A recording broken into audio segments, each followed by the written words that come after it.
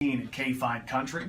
We have a guest in the studio who I ran into a couple of weeks ago at Walmart. I was going to make clam spaghetti. Okay. Yeah, and I was trying to find all the ingredients in Walmart.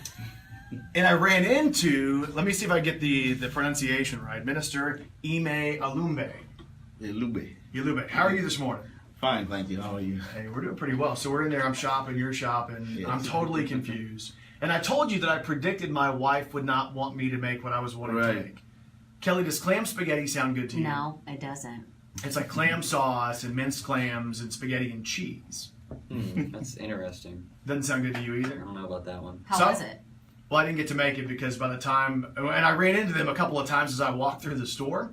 The second time through, I had to tell them, no, my wife told me that was not going to be our dinner. Wow. It's not her favorite. But anyway, we were talking about a deal coming up at the Jonesboro Public Library that's actually happening this coming Saturday.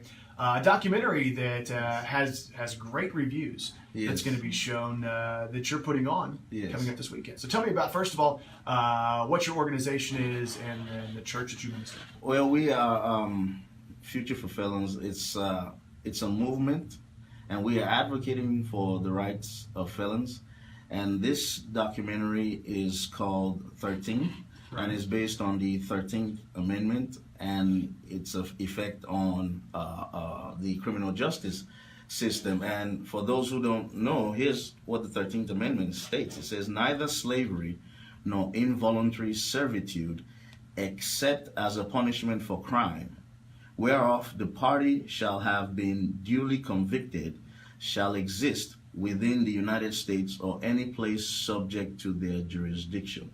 So basically, if you are a convicted felon, you are a slave of the justice system, of the state, and ultimately of the government.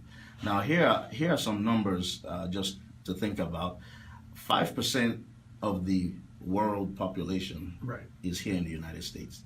However, 25% of the world's prison population is also here in the United States. Right. Out of that 25%, 47% is African American. Right. Okay, and breaking it down some more, 40% is African American male, and but African American male only constitutes 6.5% in the entire United States. So basically, there's a higher percentage of African American males in prison than out of prison, and the lifetime likelihood for a white male to be in prison for life is 1 in 17. Right.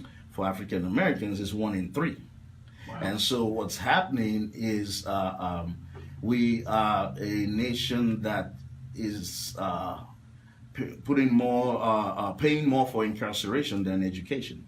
And this is the land of the free, but we have the highest incarceration rate in the world, and families are devastated.